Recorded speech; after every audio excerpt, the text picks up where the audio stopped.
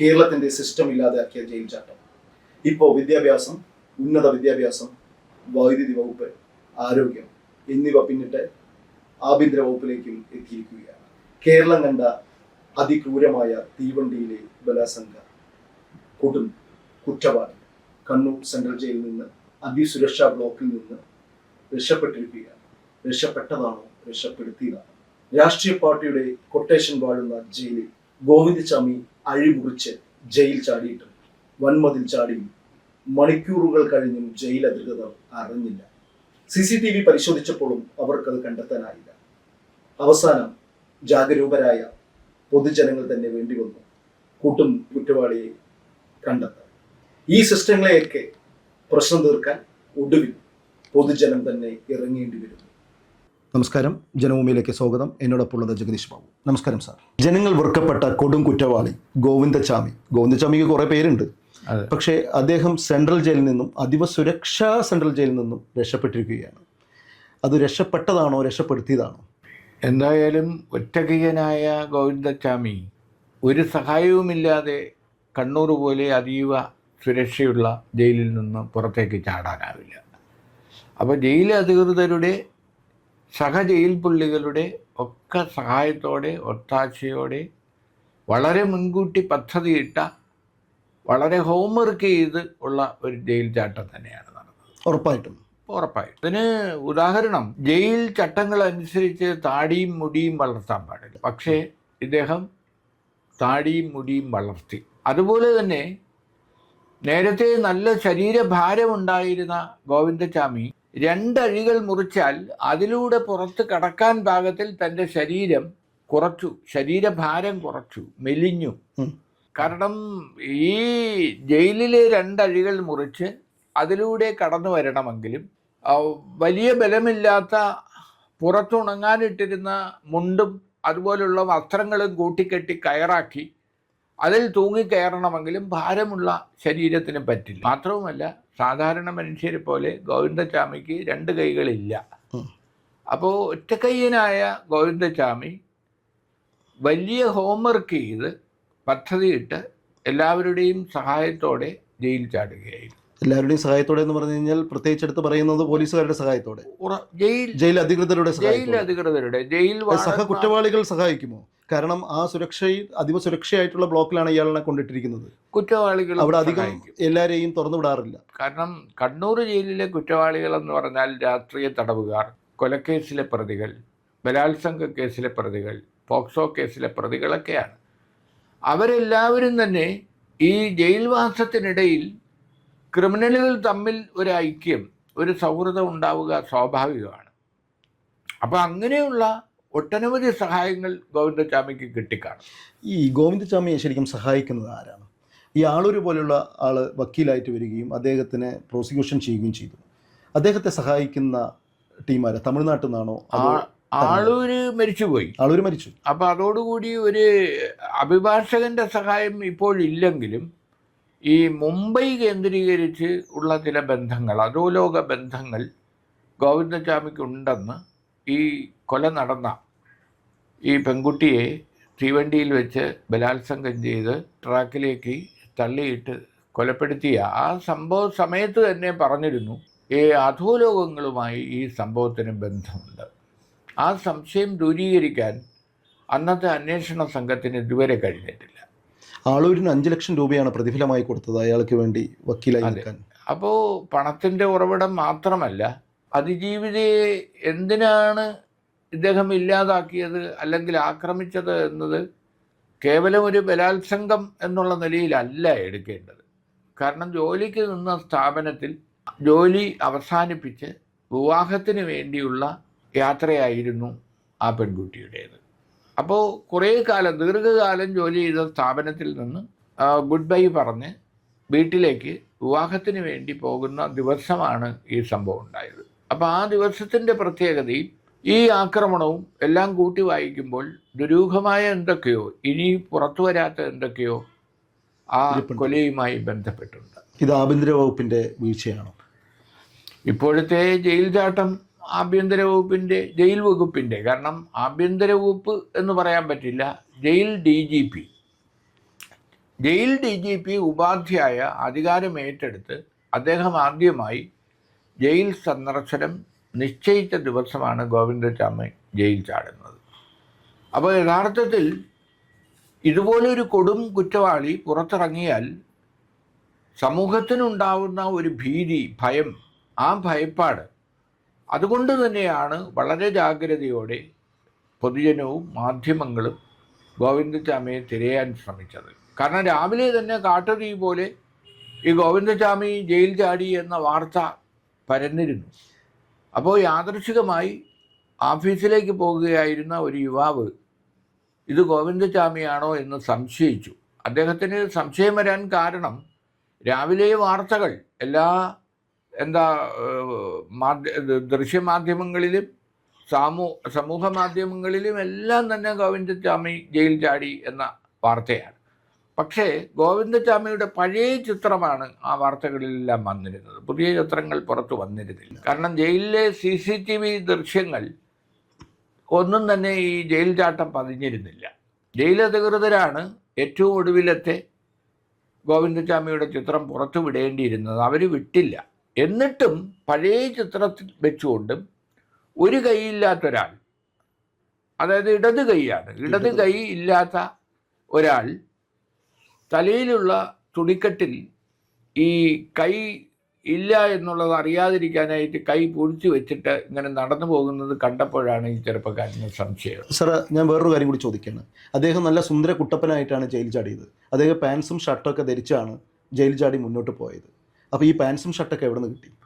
അതിപ്പോൾ നേരത്തെ പറഞ്ഞതുപോലെ ഉണങ്ങാനിട്ടിരുന്ന, അതായത് ഇപ്പോൾ അർദ്ധരാത്രി 1 മണിയോടെയൊക്കെ എവിടെ ഉണങ്ങാനിട്ടിരുന്ന? ജയിലിന്റെ പുറത്ത് എന്നാണ് പറയുന്നത്. അതിപ്പോ നമുക്ക് വിശ്വസിക്കാം, അത്രയേ ഉള്ളൂ. വിശ്വസിക്കാനേ പറ്റൂ. കാരണം ഇപ്പോ മറിഞ്ഞു കിടന്നിരുന്ന ഒരു വാട്ടർ ടാങ്കിന്റെ പുറത്തേക്ക് കയറി അവിടെ നിന്ന് കയറ് പോലെ ഈ തുണികൾ കെട്ടിയുണ്ടാക്കി അത് പുറത്തേക്കിട്ട് അങ്ങനെയാണ് അദ്ദേഹം പുറത്തേക്ക് എത്തുന്നത്. ഇതിനു മുമ്പും സമാന സംഭവങ്ങൾ നടന്നിട്ടില്ലേ? ജയിൽ ചാട്ടം നടന്നിട്ടില്ലേ? ജയിൽ ചാട്ടങ്ങൾ ഇതിനു മുമ്പും നടന്നിട്ടുണ്ട്. ജയാനന്ദൻ 2010 അതുപോലെയുള്ള ഒരുപാട് സമാന സംഭവങ്ങൾ നടന്നിട്ടുണ്ട്. അപ്പോൾ ഇതിനെന്താ ഈ സുരക്ഷ വീഴ്ച തന്നെയല്ലേ ഇതിന് കാരണം? അല്ലെങ്കിൽ അതിനെന്താ ശ്രദ്ധ കൊടുക്കാത്തത്? ഇത്രയും CCTV പോലെയുള്ള എല്ലാവിധ സാമഗ്രികളും അല്ലെങ്കിൽ ഇന്നത്തെ സാങ്കേതിക വിദ്യകളും ഇന്ന് വന്നിട്ടുണ്ട്. ഈ സാങ്കേതിക വിദ്യകൾ നിറഞ്ഞു നിൽക്കുന്ന സ്ഥലത്തും ഇപ്പോഴും ജയിൽ ചാടുക എന്ന് പറയുന്നത് അത് എന്താണ് അതിലുള്ള ശരിക്കും? ജയിലുകൾ യഥാർത്ഥത്തിൽ ഈ രാഷ്ട്രീയ തടവുകാരുടെ അതിപ്രസരത്തോടെ, പ്രത്യേകിച്ചും ഭരിക്കുന്ന പാർട്ടി, ഇപ്പോൾ കഴിഞ്ഞ 9 കൊല്ലമായി കേരളം ഭരിക്കുന്നത് CPM ആണ്. അപ്പോൾ CPM-മായി ബന്ധപ്പെട്ട കേസുകളിൽ, കൊലക്കേസായാലും ഇപ്പോൾ TP ചന്ദ്രശേഖരൻ വധക്കേസിലെ പ്രതികൾ, അവരെല്ലാം വളരെ രാജകീയ സൗകര്യങ്ങളോടെയാണ് ജയിലിൽ കഴിയുന്നത്. അതുപോലെ തന്നെ നമ്മുടെ വേറൊരു ഇരട്ടക്കൊലപാതകം, യൂത്ത് കോൺഗ്രസ്സുകാരെ കൊലപ്പെടുത്തിയ ആ കൊലക്കേസിലെ പ്രതികൾ. അപ്പോൾ ഈ രാഷ്ട്രീയ തടവുകാർക്ക് നൽകുന്ന അമിതമായ പരിഗണന, അവർക്ക് മൊബൈലായാലും മറ്റ് സൗകര്യങ്ങളായാലും നല്ല ഭക്ഷണമായാലും എല്ലാം ലഭിക്കുന്നു. 1000 ദിവസം വരെ പരോൾ ലഭിക്കുന്ന അവസ്ഥയിലേക്കാണ് ജയിൽ ജീവിതം. ഇപ്പോൾ ഏറ്റവും ഒടുവിൽ തന്നെ നമ്മുടെ കാരണവർ കൊലക്കേസിലെ 14 കൊല്ലം തികഞ്ഞ തടവ് പുള്ളിയെ വിട്ടയക്കാനായിട്ട് മന്ത്രിസഭാ യോഗമാണ് തീരുമാനമെടുത്തത്. അതിനെതിരെ ഗുരുതരമായ ആരോപണങ്ങൾ ഉയർന്നു. കാരണം 14 വർഷം പൂർത്തിയായതുകൊണ്ട് മാത്രം വളരെ പ്രമാദമായ ഒരു കൊലക്കേസിലെ പ്രതിയെ വിട്ടയക്കാൻ മന്ത്രിസഭ കൂടി തീരുമാനിക്കുക, എതിർപ്പുകൾ ഉയർന്നിട്ടും വിവാദങ്ങൾ ഉണ്ടായിട്ടും അത് സർക്കാർ നടപ്പാക്കുകയും ചെയ്തു. ആ നടപ്പാക്കിയ ദിവസം, ഇവർ ജയിൽ മോചിതയാകുന്ന ദിവസം മാധ്യമങ്ങളെ അറിയിക്കാതെ ജയിലിൻ്റെ മറ്റൊരു വാതിലിൽ കൂടിയാണ് അവരെ പുറത്തേക്ക് വിട്ടത്. അതുപോലെ തന്നെ ഒരു DIG ഉൾപ്പെടെയുള്ള ഉദ്യോഗസ്ഥർ ജയിലിൽ കഴിഞ്ഞിരുന്ന കാലത്ത് ഈ സ്ത്രീയെ പുറത്തേക്ക് കൊണ്ടുപോവുകയും ഈ സ്ത്രീയുമായി ഇടപഴകുകയും ചെയ്തു എന്ന് ഒരു സഹതടവുകാരി പുറത്തു പറയുകയും ചെയ്തു. അപ്പോൾ ക്രിമിനലുകൾക്ക്, അത് സ്ത്രീ ആയാലും പുരുഷനായാലും, അവർക്ക് എല്ലാ സൗകര്യങ്ങളും ലഭിക്കുന്ന അതായത് ഒരു റിസോർട്ട് പോലെ ജയിൽ എന്ന് പറയുന്നതിന് പകരം തടവുപുള്ളികളുടെ ഒരു റിസോർട്ടായി മാറിയിരിക്കുകയാണ് കണ്ണൂർ ഉൾപ്പെടെയുള്ള, തിരുവനന്തപുരം ഉൾപ്പെടെയുള്ള ജയിലുകൾ. സെൻട്രൽ ജയിലിൽ CCTV നോക്കേണ്ട ജയിലർ വേറൊരു തടവുകാരനുമായി ആശുപത്രിയിലാണ്. വേറൊരു തടവുകാരനെ കൊണ്ടുപോയി ആശുപത്രിയിൽ കാണിക്കാൻ ഈ രാത്രി 1:30 സമയത്ത് പോകേണ്ട ആവശ്യമുണ്ടോ? ഇതിൽ തന്നെ നമുക്ക് മനസ്സിലാക്കാൻ പറ്റില്ലേ ഇത് ആസൂത്രിതമായിട്ടുള്ള ഒന്നാണെന്നുള്ളത്? അല്ല, 100 കണക്കിന് CCTV ഉള്ള സ്ഥലമാണ് കണ്ണൂർ ജയിൽ. അതെ. പക്ഷെ അതിൽ ബഹുഭൂരിപക്ഷം CCTVകളും ആ രാത്രിയിൽ പ്രവർത്തിച്ചിരുന്നില്ല. അപ്പം അതൊരു അട്ടിമറി തന്നെയാണ്. 2, ഇലക്ട്രിക് ഫെൻസിങ് ഉണ്ടായിരുന്നു. മതിലിനോട് ചേർന്ന് ഇലക്ട്രിക് വൈദ്യുതി കമ്പികളുണ്ടായിരുന്നു. അതിലൊന്നും തന്നെ വൈദ്യുതി ഉണ്ടായിരുന്നു. അത് വിച്ഛേദിക്കപ്പെട്ടിരിക്കുകയായിരുന്നു. അതെ, അതിൽ ഇല്ല, വൈദ്യുതി ഉണ്ടായിരുന്നില്ല. അപ്പം അതിൽ കൂടി ചവിട്ടിയാണ്, അതായത് മറിഞ്ഞു കിടന്ന വാട്ടർ ടാങ്കിലും പിന്നെ വൈദ്യുതി കമ്പിയിലും ചവിട്ടിയാണ് ഈ ഒറ്റക്കയ്യൻ ഇത്രയും വലിയ ഉയരമുള്ള അതിൽ ചാടിയത്. അപ്പം എല്ലാം വളരെ പ്ലാൻഡാണ്. വളരെ പ്ലാൻഡ് എന്ന് പറഞ്ഞാൽ എത്രയോ 3 മാസം 4 മാസം എടുത്താണ് കമ്പി മുറിച്ച് മാറ്റിയിരിക്കുന്നത്. അതെ, ഈ ബ്ലേഡ് ഉപയോഗിച്ച്. ഈ ബ്ലേഡ് എവിടെ നിന്ന് കിട്ടി എന്നുള്ളത് ആദ്യത്തെ ഒരു അവിടെ ചോദ്യം പറഞ്ഞാൽ ചെറിയ ബ്ലേഡ് പോലും ജയിലിൽ കിട്ടില്ല. അതെ. അപ്പൊ ഇത് വലിയ ഓക്സ ബ്ലേഡാണ്. അല്ല, വലിയ ബ്ലേഡ് എന്നുള്ളതല്ല ഞാൻ സാറോട് ചോദിക്കുന്നത്. ആ കമ്പി, ജയിലറിന്റെ കമ്പി ഒന്നാമത് സുരക്ഷിതമായിട്ടുള്ള ഒരു വാർഡാണ്, കണ്ടെയ്ൻമെന്റ് ഉള്ള സോണുള്ള ഒരു വാർഡാണ്. അതെ. അവിടെ ജയിലറിന്റെ ജയിൽ എന്ന് പറയുന്നത് അത്രയും സ്ട്രോങ് ആയിട്ടുള്ള ഒരു ജയിലാണ് നിർമ്മിച്ചിരിക്കുന്നത്. ആ ജയില് ഒരു ആക്സോ ബ്ലേഡ് കൊണ്ട് മുറിച്ചാൽ മുറിയുന്നതാണോ? അത് എന്തെന്ന് വെച്ചാൽ 2 മാസമായി അവന് ഉപ്പ് വെച്ചിട്ട് ഈ കമ്പികളെ തുരുമ്പിച്ച് എടുക്കുന്നുണ്ടായിരുന്നു. അപ്പൊ ഇത് വളരെ വെൽ പ്ലാൻഡ് ആണ്. ഇനി ഇതിൽ ഒന്നേ അറിയേണ്ടതുള്ളൂ, പുറത്തിറങ്ങിയിട്ട് അവനെന്തായിരുന്നു അവൻ്റെ ലക്ഷ്യം. അതൊരു വലിയ ചോദ്യമാണ്. കാരണം ജീവിതത്തിലേക്ക് എന്തായാലും അവന് മടങ്ങി വരാൻ പറ്റില്ല. അപ്പൊ അവൻ ബാക്കി വെച്ചു പോയ എന്തെങ്കിലും ഒരു ക്രൈം, ആ ക്രൈമിലേക്കാണോ അവൻ പോയത് എന്ന് അന്വേഷിക്കേണ്ടതാണ്. കാരണം ഇപ്പോൾ ജയിലിലെ സുരക്ഷിത സംവിധാനങ്ങളെക്കുറിച്ച് നടപടികൾ എടുക്കേണ്ടതിനെക്കുറിച്ച് മുൻ ജസ്റ്റിസ് രാമേന്ദ്രൻ നായരും DGP ആയിരുന്ന ജേക്കബ് പുന്നൂസിനെയും അന്വേഷണ കമ്മീഷനായി കഴിഞ്ഞ ദിവസം മന്ത്രിസഭ തീരുമാനിച്ചിട്ടുണ്ട്. ഇവർ രണ്ടുപേരും സമർത്ഥന്മാരാണ്. ഒരു ഹൈക്കോടതി ജസ്റ്റിസും പോലീസ് മേധാവിയായിരുന്ന പുന്നൂസും അന്വേഷിച്ച് കണ്ടെത്തുന്ന കാരണങ്ങൾ ജയിലിലെ സുരക്ഷാ സംവിധാനങ്ങൾ ശക്തിപ്പെടുത്താൻ ഉപകരിക്കും. പക്ഷെ അപ്പോഴും ബാക്കിയാവുന്നൊരു ചോദ്യമുണ്ട്, എവന് ജയിൽ ചാടാനുള്ള സംവിധാനങ്ങൾ ചെയ്തു കൊടുത്ത ഉദ്യോഗസ്ഥർ, അതിനെ സഹായിച്ച പുറത്തുള്ള ആളുകൾ. അത് ഞാൻ ചോദിക്കുകയാണ്, ഈ പുറത്തുള്ള ആളുകൾ എന്ന് പറഞ്ഞാൽ വലിയൊരു സിൻഡിക്കേറ്റ് ആയിരിക്കും അത് ശരിക്കും അധോലോകവുമായി ബന്ധപ്പെട്ട ആൾക്കാരായിരിക്കും. കാരണം കേരളത്തിൽ അധോലോകത്തിന്റെ പേരുകൾ കേരളത്തിലുണ്ടല്ലോ. ഇയാളുടെ പേര് മുംബൈയാണ്, തമിഴ്നാടാണെങ്കിലും ഇയാൾ മുംബൈയിലാണ്, പല പേരിലാണ് അറിയപ്പെടുന്നത്. അധോലോകത്തിന്റെ സഹായം എന്തായാലും ഉണ്ടാവും. ഇത്രയും വലിയ സിൻഡിക്കേറ്റിന്റെ ഭാഗത്താണ് ഇയാൾ ചാടിയതെങ്കിൽ ഈ കൊടും കുറ്റവാളിയെ ശരിക്കും തൂക്കിക്കൊല്ലുകയല്ലേ വേണ്ടത്? തൂക്കിക്കൊല്ലാൻ വിധിച്ചതല്ലേ, പിന്നെ എന്തുകൊണ്ടത് മാറ്റി? അന്ന് തന്നെ രഞ്ജൻ ഗൊഗോയ് ചീഫ് ജസ്റ്റിസ് ആയിരുന്ന കാലത്താണ് ഇയാളുടെ വധശിക്ഷ ജീവപര്യന്തമാക്കി മാറ്റുന്നത്. അപ്പോൾ അതിനെതിരെ പരസ്യമായി രംഗത്ത് വന്നത് മുൻ സുപ്രീം കോടതി ജസ്റ്റിസ് ആയിരുന്ന കഡ്ജു ആണ്.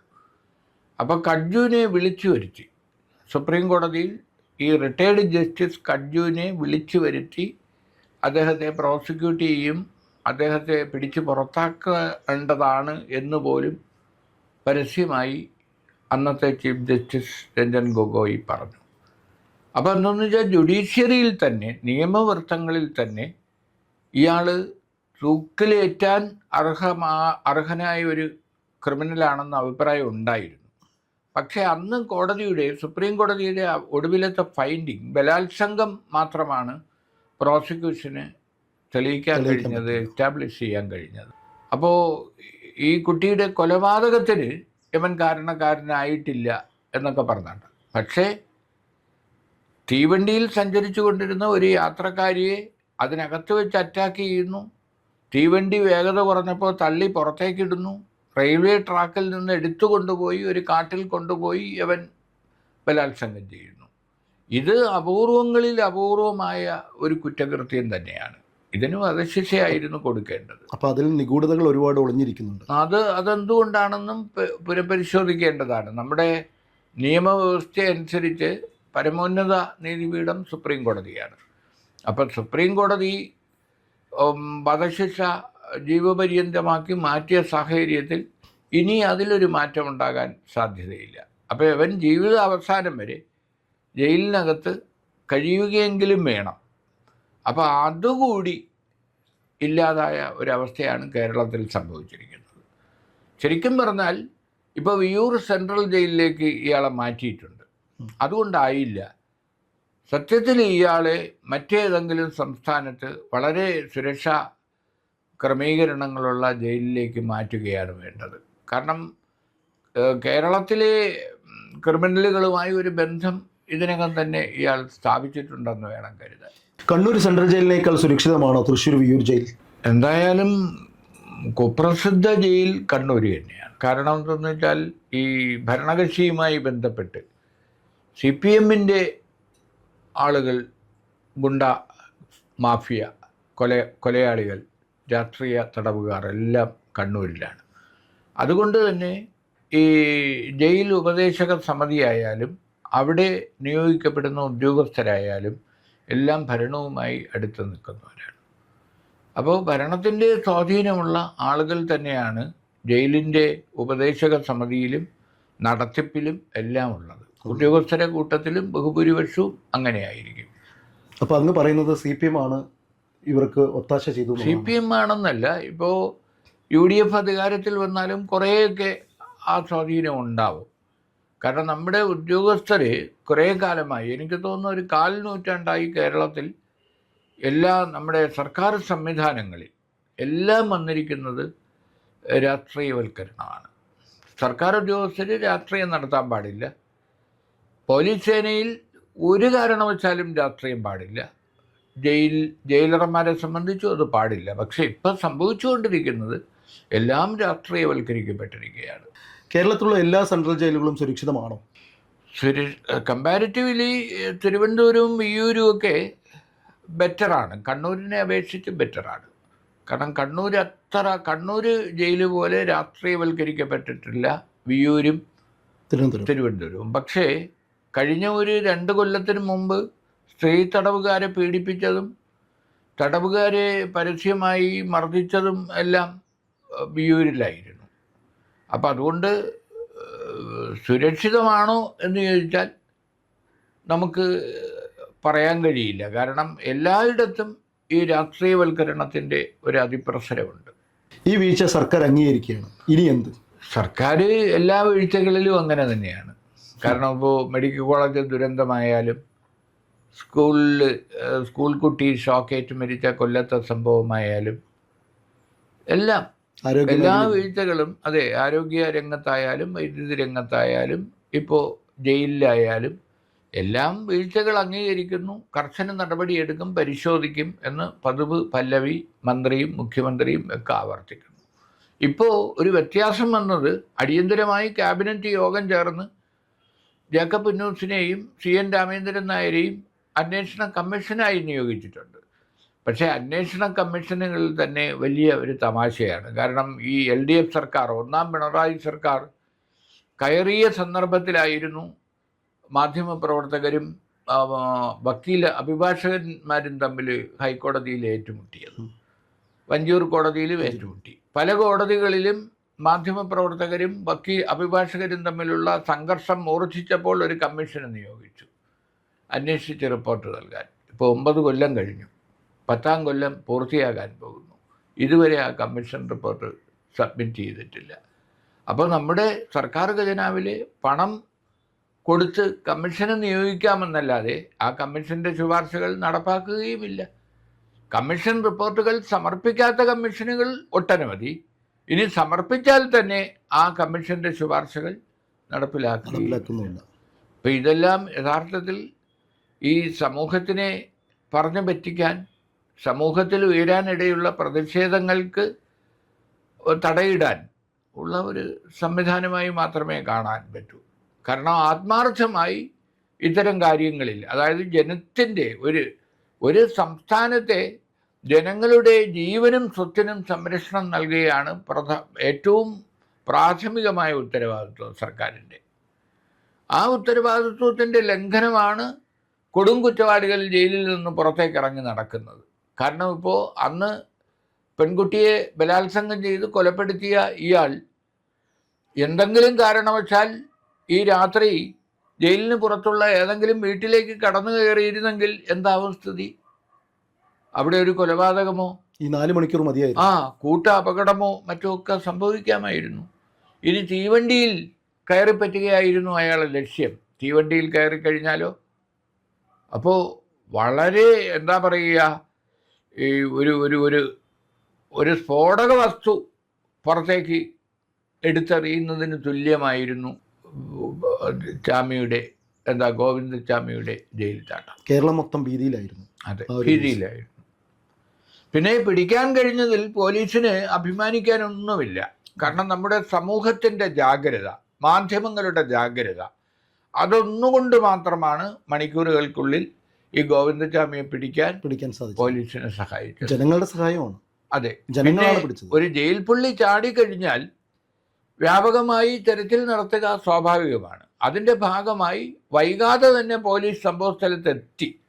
കാരണം ഗോവിന്ദച്ചാമിയെ കണ്ടു എന്ന് പറയുന്ന പ്രദേശത്ത് 5-10 മിനിറ്റ് കൊണ്ട് അവരെത്തി എന്നുള്ളത്. ഈ സിൻഡിക്കേറ്റ് കൃത്യമായിട്ട് റൂട്ട് മാപ്പ് കൊടുക്കാത്തതുകൊണ്ടായിരിക്കുമോ ഈ കൊടും കുറ്റവാളി ജയിൽ ചാടിയതിന് ശേഷം മതിലും ചാടി അപ്പുറത്ത് വേറെ വഴിക്ക് പോയി കിണറ്റിൻ്റെ അരികിൽ പോയി ഇരിക്കാൻ കാരണം? അല്ല, ശരിക്കും പറഞ്ഞാൽ തിരിച്ചറിയുമെന്നൊരിക്കലും പ്രതീക്ഷിക്കില്ലല്ലോ. കാരണം ഏത് കുറ്റവാളിയും താൻ സുരക്ഷിതനാണെന്ന് കരുതിയാണ് രക്ഷപ്പെടുക. തിരിച്ചറിഞ്ഞു എന്നുള്ളത്, കാരണം തിരിച്ചറിയാതിരിക്കാനാണ് താടി വളർത്തിയത്, മുടി വളർത്തിയത്, മെലിഞ്ഞത്, പൂർണ്ണമായ രൂപമാറ്റം വരുത്തിയ ഗോവിന്ദച്ചാമിയായിരുന്നു. ഇത് പൂർണ്ണമായ രൂപമാറ്റം ഉണ്ടാക്കിയത് ജയിലിനകത്താണ്. അതെ, ജയിലിനകത്ത് ഒരിക്കലും സംഭവിക്കാത്ത ഏറ്റവും വലിയൊരു കാര്യമാണ് അവിടെ നടന്നിരിക്കുന്നത്, ഇല്ലേ? അതെ. കൊലയാളികൾക്കും ബലാത്സംഗ കേസിലെ പ്രതികൾക്കും രാഷ്ട്രീയ കേസിലെ പ്രതികൾക്കും ഒരേ നിയമപരമായിട്ടുള്ള കാര്യങ്ങളാണ് നൽകുന്നത്. ഇത് ശരിയാണോ തെറ്റാണോ? ഒരിക്കലും മോഷ്ടാവിൻ്റെയോ കൊലയാളിയുടെയോ കൂടെ രാഷ്ട്രീയ തടവുകാരെ പാർപ്പിക്കാൻ പാടില്ല. അവർക്ക് ഒരേ ട്രീറ്റ്മെൻ്റ് അല്ല നൽകേണ്ടത്. പക്ഷേ നമ്മുടെ രാജ്യത്ത് രാഷ്ട്രീയ തടവുകാർ എന്ന് പറയുമ്പോൾ നമുക്ക് ഓർമ്മ വരുന്നത് സ്വാതന്ത്ര്യ സമരവുമായി ബന്ധപ്പെട്ട് പിടിയിലായ മഹാന്മാരായ രാഷ്ട്രീയ തടവുകാരാണ്, നേതാക്കളാണ്. പക്ഷേ ഇന്നിപ്പോൾ രാഷ്ട്രീയ തടവുകാർ എന്ന് പറയുന്നത് BJP-ക്കാരെ കൊലപ്പെടുത്തുന്ന CPM-കാർ, CPM-കാരെ കൊലപ്പെടുത്തുന്ന BJP-ക്കാർ, അല്ലെങ്കിൽ ലീഗോ കോൺഗ്രസ്സുകാരോ, അങ്ങനെ രാഷ്ട്രീയ എതിരാളികളെ വകവരുത്തുന്നവരാണ് ഇന്ന് രാഷ്ട്രീയ തടവുകാർ ആയി അറിയപ്പെടുന്നത്. പക്ഷേ ഇവർ രാഷ്ട്രീയ തടവുകാരല്ല, ശരിക്കും ഒരു ക്രിമിനൽ കുറ്റം ചെയ്ത പ്രതികളാണ്. അപ്പോൾ ക്രിമിനൽ കുറ്റം ചെയ്ത പ്രതികൾക്ക് ഒരു പരിഗണനയും മറ്റ് മോഷ്ടാക്കൾക്കും അതുപോലെ ബലാത്സംഗ കേസിലെ പ്രതികൾക്ക് മറ്റൊരു തരത്തിലുള്ള പരിഗണനയുമാണ് ജയിലിൽ നൽകേണ്ടത്. രാഷ്ട്രീയ തടവുകാർ ഇതിനെല്ലാറ്റിനും മുകളിലുള്ള ഒരു വിഭാഗമാണ്. പക്ഷേ കഴിഞ്ഞ കുറേ കാലമായി കേരളത്തിലെ ജയിലുകളിൽ രാഷ്ട്രീയ പ്രക്ഷോഭങ്ങളിൽ പങ്കെടുത്ത് ജയിലിലാവുന്നവരുടെ എണ്ണം കുറവാണ്. അവർ ജയിലിലായാൽ തന്നെ എത്രയും പെട്ടെന്ന് അവർ ജാമ്യം നേടി പുറത്തു വരികയും ചെയ്യും. അപ്പോൾ പൊളിറ്റിക്കൽ മർഡർ നടത്തുന്ന കൊലയാളികളാണ് രാഷ്ട്രീയ തടവുകാർ എന്നുള്ള നിലയിൽ ഇന്ന് കരുതുന്നത്. അവർക്കാണെങ്കിൽ അതാത് പാർട്ടികൾ അവരുടെ കുടുംബത്തെയും അവരുടെ കുട്ടികളെയും സംരക്ഷിക്കുകയും അവരുടെ ഭാവി ജീവിതം സുരക്ഷിതമാക്കുകയാണ്. കാരണം ഇപ്പോൾ CPM-കാരാണ് പ്രതികളെങ്കിൽ CPM സംരക്ഷിക്കും, BJP-ക്കാരാണ് കൊലയാളികളെങ്കിൽ BJP സംരക്ഷിക്കും. അപ്പോൾ ഒരു കൊല നടത്തി ജയിലിലേക്ക് പോകുന്ന ആളിനെ സംബന്ധിച്ചിടത്തോളം അവൻ അവിടെ ജയിലിൽ അവൻ സുരക്ഷിതമാണ്, പുറത്ത് അവൻ്റെ കുടുംബവും സുരക്ഷിതമാണ്. അതുകൊണ്ട് ക്രിമിനലുകളെ വളർത്തുന്ന അവസ്ഥയിലേക്ക് നമ്മുടെ രാഷ്ട്രീയ പാർട്ടികളും സംവിധാനങ്ങളും മാറി എന്നതാണ് നാം നേരിടുന്ന ഏറ്റവും വലിയ ദുരന്തം. എന്തായാലും നമ്മുടെ ജയിൽ അധികൃതരുടെ ഭാഗത്തു നിന്നും സുരക്ഷാ വീഴ്ചകൾ ഇനി ഉണ്ടാവാതെ ഇരിക്കട്ടെ. സമൂഹത്തിന് സുരക്ഷിതത്വവും സംരക്ഷണവും ഉറപ്പാക്കാൻ അധികൃതർക്ക് കഴിയട്ടെ എന്ന് നമുക്ക് പ്രാർത്ഥിക്കാം, പ്രതീക്ഷിക്കാം, വിശ്വസിക്കാം. നന്ദി, നമസ്കാരം. കൂടുതൽ വാർത്തകളും വിശേഷങ്ങളും നേരിട്ട് ലഭിക്കാൻ ജനങ്ങളിൽ നിന്ന് ജനങ്ങളിലേക്ക് ജനഭൂമി ന്യൂസ് സബ്സ്ക്രൈബ് ചെയ്യൂ. ബെൽ ബട്ടൺ അമർത്താനും മറക്കരുത്.